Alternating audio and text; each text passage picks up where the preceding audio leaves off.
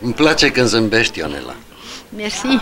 Mă bucur că te văd aici și mă bucur că te văd anturată de 3 opere de ale tale, care sunt minunate, făcute în 2002, făcute în 2001 și făcută în 5757. În ce an este 5757, de fapt? El este în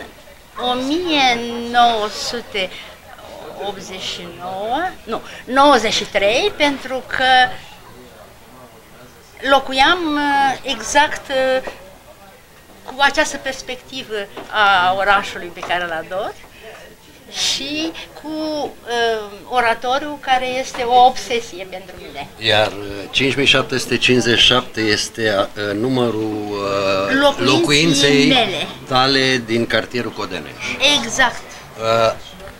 Este un... cunosc acest peisaj real de 25 de ani. Știu că Eva, colega noastră, a pictat și ea o imagine a oratorului Montreal. Da. La tine, Ionela, apare în fiecare din cele 3 lucrări. Eu știu imaginea reală de 25 de ani, de când trăiesc la Montreal, și este pentru prima oară când în această reprezentare a ta oratoriu apare o pată, o umbră. El nu are detalii. Este o interpretare originală. Este de fapt un no man's land, pentru că cine ar vedea imaginea și este din partea locului, ar realiza că este vorba de oratoriu. Întrebarea mea e scurtă. Da. Ai pictat această pânză în momentul în care erai pe terasă și te uitai la peisaj, sau ai memorat și înregistrat mental ceea ce ai văzut și ai pictat-o la 3 luni, 6 luni diferență? Ambele, dar am făcut plenerism, adică direct. Eu sunt la balcon aici, se construia ceva în spatele locuinții mele și am făcut exact, dar am făcut un rezumat atunci pe loc, în schiță și tot, un rezumat a întregii desfășurări până la Universitatea de Montreal, dar în același timp am gândit-o și ca pe un covor oltenesc. Înțeleg. Și cromatic și ca repartizarea culorilor. Da. Și aș zice eu, mai mult decât un covor oltenesc, uitându-mă bine, mie îmi spune mult mai mult decât covorul oltenesc, îmi spune un obiect pe care îl iubesc chiar mai mult decât covorul și care este brâul oltenesc. Exact. Brâul oltenesc are marele avantaj ca obiect că, practic, vrem nu vrem, îl legăm un pic de infinit. Deci ne punem uneori și problema, brâncuși în coloană, oltean fiind, copil fiind, cioban fiind, a fost încins cu un asemenea brâu. Da. Deci probabil că elemente din componente ale acestei infinități și continuități a brâului, eu le văd transpuse și în acest peisaj, pentru că ce poate continua la stânga, poate continua și la dreapta. Da. Deci i-aș pasa microfonul Evei, care și ea la rândul ei a pictat oratoriu, să-și spună părerea despre oratoriul tău. Un singur cuvânt. Da. Îți mulțumesc din suflet, deoarece această frumoasă descriere îmi vine ca un cadou, pentru că și pentru mine e ziua mea. La mulți ani și îl meriți. Mersi. Eva?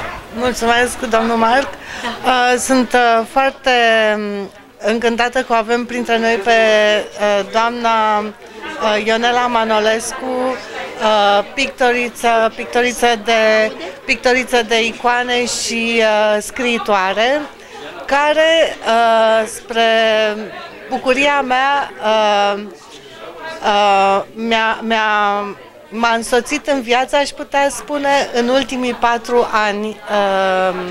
De când o cunosc, deci de 4 ani, noi ne vedem foarte des și văd chiar această perspectivă, aproape această perspectivă de la geamul apartamentului dânsei Și pot să spun că pictura oratoriului, de fapt, ascunde, bineînțeles, și acea credință și spiritualitate, într-un fel, care o trăim la Montreal. Deci nu este o spiritualitate doar de gen că știi să te închini și să spui Doamne ajută. Nu, e o spiritualitate deci mai mare, care de fapt este ilustrată foarte bine prin acest cer.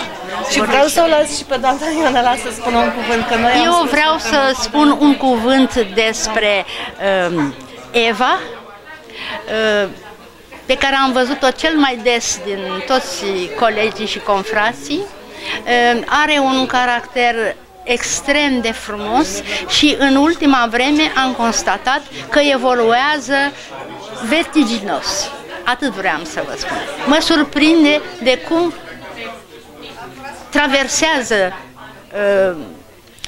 perioade de dezvoltare în așa scurt timp. Felicitări! Da, eu vă felicit, doamna Ionela, și dacă aș putea spune mai multe, dar poate într-un articol viitor. E atâta. Da.